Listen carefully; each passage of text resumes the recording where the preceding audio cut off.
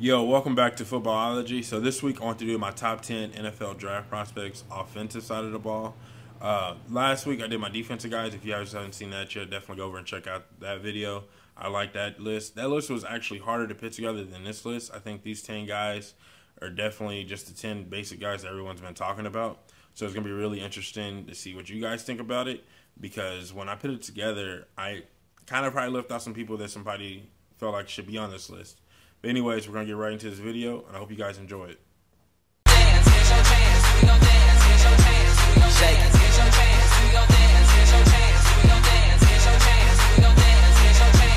Drop down and shake it, shake. Drop down and shake it, shake. Drop down and shake it, shake. Drop down and shake it. Drop down and shake it, shake. Drop down. At number 10, I have Forrest Lamp. Now, when I watch him play, I realize that he allows himself to kind of lose his upper body. And what I mean is he loses his center of gravity. He tends to overreach for this block instead of allowing the guy get into him. And I really don't want the guy getting to you, obviously. But he doesn't, like, he just kind of overextends, if you will. And then he ends up losing his upper body, throwing himself off of balance. And then the pass rusher has an ability to get upfield or do whatever he has to do at that point because he's off balance. And it's really hard for him to reset. And that's one thing I noticed with him. But on the upside with him, I realized that once he gets his hands on you, once he gets control of you, that's it. It's game over. The play is done. You might as well just go back to the huddle then, because he doesn't allow anyone to get off of him. Once he gets a hold of you, it's over. And I feel like that's something that you can really use, and I can see why a lot of people wanted him to play guard now.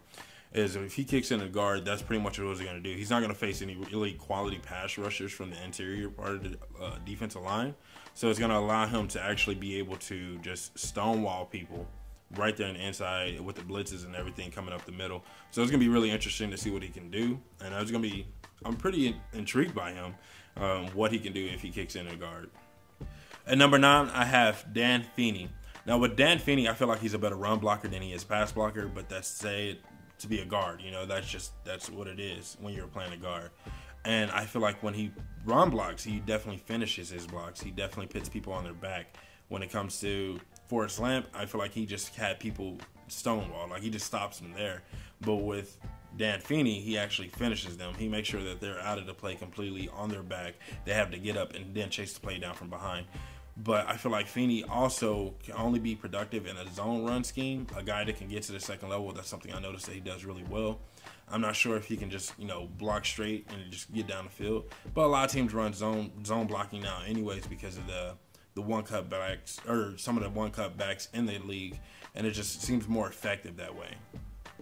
At number 8, we have Zay Jones. Now, he was a guy that we talked about, I know, with the Spotlight video and things like that. But I feel like that when it comes to Zay Jones, he pretty much proved everything that I need to see at the Combine. He showed that he has pretty decent speed, and that's something that I said I didn't feel like he had. But he doesn't seem like he separates. Like, when you watch him on film, it doesn't seem like he separates, or he gives himself that window. But definitely hands catcher. We know that. Dude looked phenomenal catching the ball in the Combine and everything else. I feel like he definitely made his name bigger when he went to the Combine and just helped himself out even more. I think he talked himself into a late first-round pick. You think about some of the teams toward the bottom half of the draft, they're looking for a receiver that can need some receiver help. They possibly can use a guy like him. Like you said, third down catcher is a guy that can really rely on when it comes down to catching that crucial pass, or that pass that's a touchdown, a red zone, or a red zone catch for a touchdown, or a third down catch for a first down. He's that guy that you can rely on. And he's a good short area catcher. I'm not sure if he's a deep ball catcher, but that's just something that you're not going to worry about, especially if you have a young quarterback. You want somebody like him that can give him the ability to complete some passes early in the drive and then later on build his confidence to take that shot down the field. At number 7, I have John Ross. Now, a lot of people are talking about him. Just real quick, I keep seeing mock drafts of him going to Arizona, which I think is a horrible move by Arizona. If they go get a guy that's already on their roster, that's just too much. He runs a 4.22. Everybody knows that. Like, everybody knows that he ran a 4.22. But the thing that really intrigued me about him is when I watch him, he's not your typical speed receiver. He's not a post guy or a deep ball guy. Like, that's it. Like that. No, he knows how to take the screen. He knows how to catch the slant. He's not afraid to go across the middle. The only thing that really I hate personally, and some of you guys probably realize this about me by now, is that I don't like his size.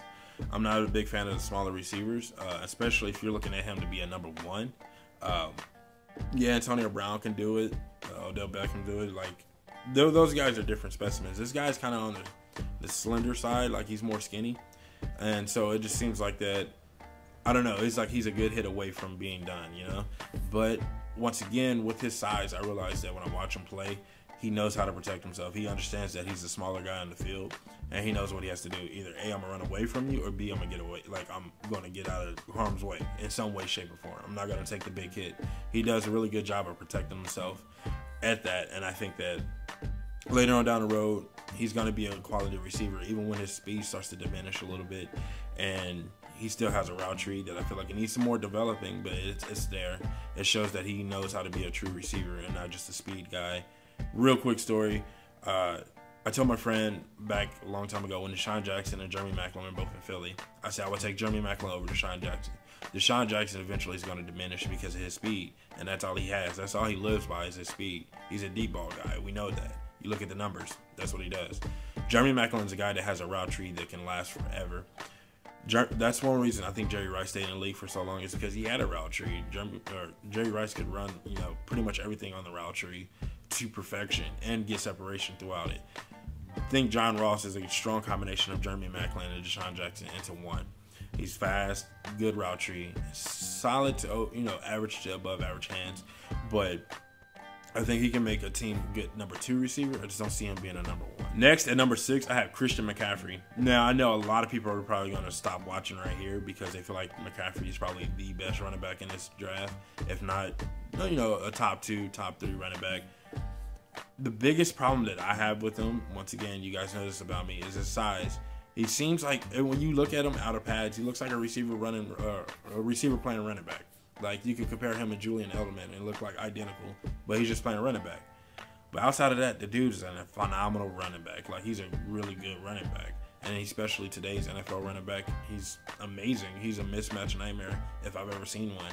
Like, I think he's a better mismatch nightmare than John Ross. He's a better mismatch nightmare than, say, guys in the league like Darren Sproles, Jamal Charles when he's healthy. I'm trying to think of somebody else. Devontae Freeman can be a mismatch nightmare on those linebackers out there. Christian McCaffrey can match up with anybody on the defensive side of the ball, corner, safety, linebacker, and beat them. And I think that makes him so much more valuable and dangerous. Yeah, he should be higher on this list. But like I said, for me, it's just the size. I'm not sure if he's going to be able to take care of business at the next level the way he did in college. But once again, like John Ross, at his size, he understands that he's not the biggest guy. So he's either A, going to run away from you or get out of harm's way. He knows how to do those things really well. And if you can't catch him, then, man, it's really hard for people to catch him and run him down from behind. He's pretty decent at the top end speed when it comes down breaking a big home run. He's pretty good at that. But I'm not sure. I'm not 100% sure on McCaffrey. But he's definitely going to be a first-round pick, and he's going to be a valuable pick to some team somewhere. Coming in at number 5, we have O.J. Howard. Straight beast. I feel like everyone wants to question his production, which is right. You can question his production, but you have to realize that he came from a run-first offense in Alabama, and the man still kind of put up numbers. He still became a receiving threat, especially in some of those national championship games. You have to respect what he did there. But you also question Julio Jones' production. You can question Amari production sometimes. I think Amari had a 1,700-yard season when I looked it up. And he looked pretty good. Obviously, Amari Cooper is a beast too. But getting back to O.J. Howard, I feel like O.J. Howard is a good tight end. He shows great speed at the tight end position. He can be a mismatch on those linebackers and safeties, what a tight end is supposed to do. I like to think of him a willing blocker, a willing and able blocker, because once again, he came from a run-first offense. So obviously, for him to be on the field as much as he was, he had to run block. Like, if you wasn't run blocking, you weren't going to be out there. It was a sacrifice yourself for the team kind of type situation in Alabama, and he definitely showed that. That's somebody you definitely want on your team. Also, I feel like that when it comes down to it, he can be a better tight end than Jimmy Graham because of his blocking. He shows the same receivability like a Jimmy Graham and the speed like a Jimmy Graham, but I think he can just outblock Jimmy Graham all day. Like, he's going to be a guy that can go to a run-first offense and still probably put up 600 to 700 yards and anywhere from 5 to 7 touchdowns for a team, and can be a safety net for a young quarterback. So, this guy is a complete package. I'm not one to take a tight end in the first round, but I feel like O.J. Howard is a guy that has to go in the first round, and if he doesn't, anything past the 32th pick, the first round 32th pick, is a straight steal. Anything. I don't care if he goes second, in the first pick in the second round at 33 overall, he's still a straight steal at that point. This guy has to go in the first round because I think he's going to be that much of a difference maker, especially to a young quarterback team. And number 4, we have Deshaun Watson, my only quarterback on this list, and my only quarterback that I feel like should go in the first round. There's going to be some teams that are going to reach on some of these quarterbacks. If you watch my defensive video, when I said we're going to talk about that later, about how the media talks up certain guys, I feel like the media are talking up some of these quarterbacks.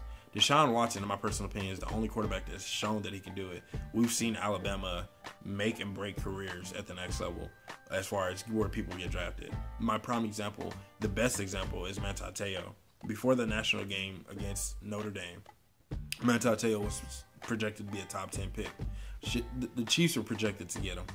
And so after that game, we seen Manti Te'o get completely ate alive. I think it was Chance Womack at the time on the offensive line. Just ate alive.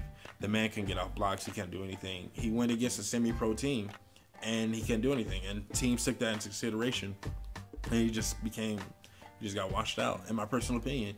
And I feel like Deshaun Watson has proven to us that he can beat the best team in college football twice, in my opinion. Like, I still feel like the first national championship, he did work, and he could have won that game.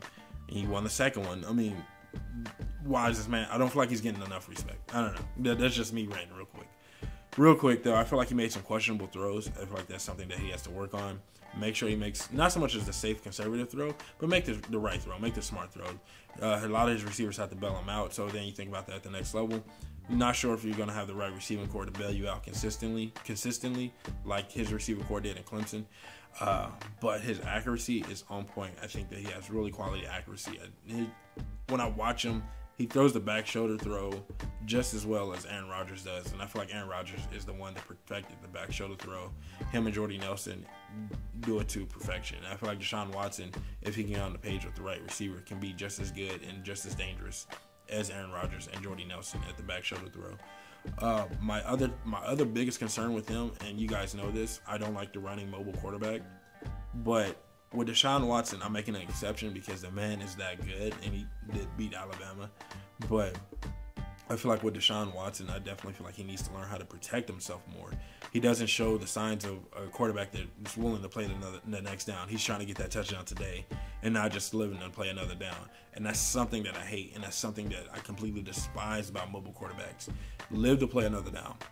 I'm okay with you getting the next 5 yards or 6 yards for that first down or whatever the case may be, but don't start breaking tackles late down the field and trying to, break people's ankles. Like, that's not your job. Your job is to throw the ball 30 yards down the field, not run it down 30 yards down the field. I completely hate mobile quarterbacks for that reason. But if he can learn how to protect himself, learn how to slide, learn how to get out of bounds and not try to break the tackle and look for the bigger play, you're not a running back. If he can fix that, I feel like he can be a phenomenal quarterback for a team somewhere. And I'm really hoping that he falls to the Chiefs. Just saying. At number 3, we have Mike Williams. Mike Williams is a beast. I watched him throughout the later parts of the college football season, and dude was amazing. Like, he, if not, was one of the better guys that I've seen attack the ball in the air at his frame and his size. He uses his body the way it needs to be used. His height and his weight and everything else. He is a grown man when he jumps for that ball. It's his ball or nobody's. And I really like that. Earlier when I talked about Deshaun Watson throwing some of those questionable balls, they were more or less to him. And I don't know if that was just a trust factor at that point. He just knew Mike was going to get up and take care of business. And 9 times out of 10, Mike did get up and take care of business. It was insane. It was crazy. The biggest thing I think with him is that he doesn't have that separation speed. But once again, it's okay for you not to have that separation speed if you understand that I'm not going to get away from this guy, but I'm going to out-jump him, and I'm going to catch his ball because my hands are just that strong. And that's something that he definitely possessed. And I think that at the next level, he can be a number 1 receiver for somebody, a true number 1 receiver, a guy that can be leaned on consistently game in and game out. Hopefully at the next level with some coaching staffs can get their hands on him and just develop his route tree. If you can really develop his route tree, he can definitely be, once again, a number 1 receiver. And I think even if you don't develop his route tree and just let him do work on himself, or let him work himself and take care of business on his own, I think he can still be a true number 1. Even with the questionable quarterback, he can be a good 2. Coming in at number 2, we have Dalvin Cook. Now, I'm going to be completely honest with you guys. At first, when I started putting together this list, Dalvin Cook was a little bit lower. But the more I watch of his film, I started to creep him up. Like, he was at 4, Then he was at 3. Then I put him at 2. He almost became 1, but that's a different story. Dalvin Cook is amazing. Like, he really is amazing. Like, I watch him play. He plays bigger than his size. He looks like a small guy that you can take down with no problem. A lot of people try to arm tackle him because of that factor, because he looks so small, and you just feel like, oh, I can trip you up and you're down, you know. But he plays bigger than his size. He plays a lot stronger and a really good center of gravity, or center balance.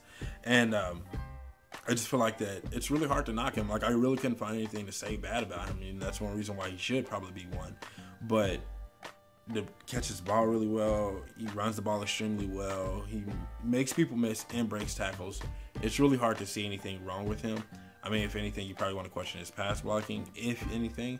But other than that, he's almost the perfect back. He reminds me a lot of Ezekiel Elliott coming out last year, and I think he could be probably better than Ezekiel Elliott. At number 1, I have Leonard Fournette. So now, this is the question mark. Like, obviously, a lot of people feel like Dalvin Cook is better than Fournette. And Fournette's kind of getting washed down a little bit, I realize. Like, people are talking about him, but they're not talking about him. But I feel like he's AP. That's plain and simple. The guy just runs like him, looks like him, is almost built like him. He can be a solid running back, in my opinion. But just like AP, doesn't catch the ball out of the backfield. He doesn't possess the top-end speed like AP does. AP getting to the open field, you knew it was going to the house. Fournette, you feel like he can still be ran down from behind. And I don't know if that's just something that he has to work on, stride, or whatever the case may be, or he just doesn't have it. But I feel like he shows good vision. He has good power. He doesn't know how to make people miss, but he knows how to break tackles. So that's going to be something else that he has to work on too. So I feel like he's the better running back, in my opinion, and it's probably going to come back to Hummy. I just like Fournette because of his size over Dalvin Cook, but Dalvin Cook is really good, and I'm not going to lie to you guys. I think Dalvin Cook could be the best running back, but right now, as of today, I know what AP did at the NFL level, and if Fournette can be at least 3/4 of that running back, he's going to be the best player in this offensive draft class. Well, that's all I have for you guys this week. I really hope you guys enjoyed the video. We still got our sleeper video and our mock draft video, and that mock draft, let me tell you, is impossible to put together. Probably one of the toughest mock draft I've ever put together. Most times I can go click, click, click, click, click, and just go right down the list and have at least 28 of the 32 teams filled in. But this is so hard and so impossible because you just don't know where guys are going. But we still got our sleeper video to come, so stay tuned for that. That's going to be fucking, excuse my language, but that's going to be legit. That is going to be so tight. And I really hope you guys enjoyed this video. If you're not a footballologist yet, go ahead and subscribe to the YouTube channel. Become a footballologist today. And stay safe, football fans.